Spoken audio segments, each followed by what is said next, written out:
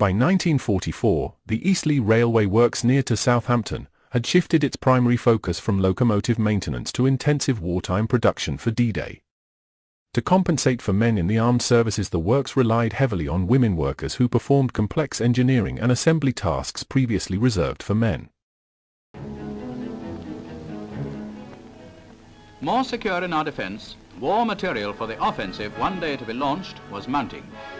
At the Eastleigh Works of the Southern Railway, as also at Ashford, Brighton and Lancing, production had been switched to war needs.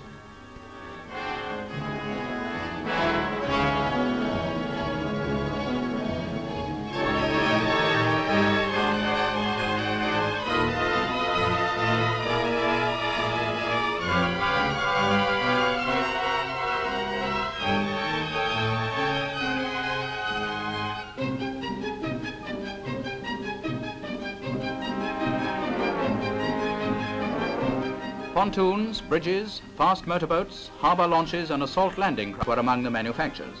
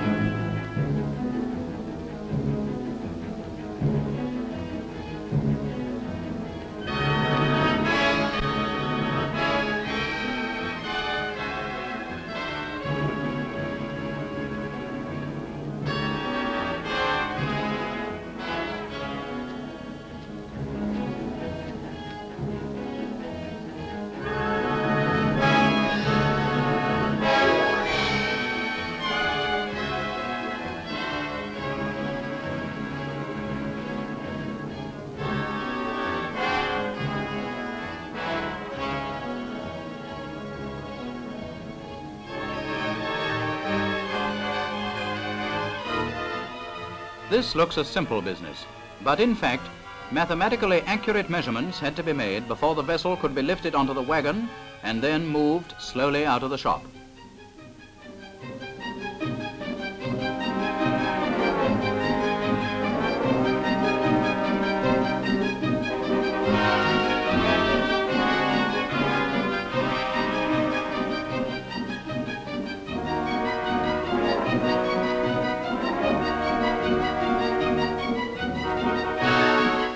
This variety of work was done in addition to the building and maintenance of locomotives and rolling stock.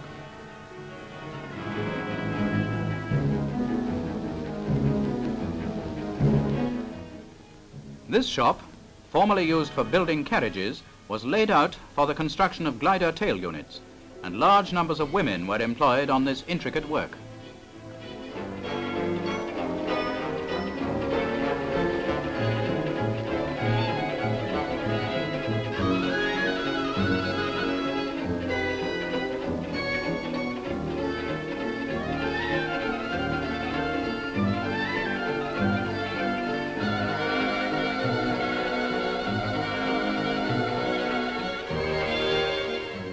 In this locomotive building shop too, space was found for the production of anti-tank guns.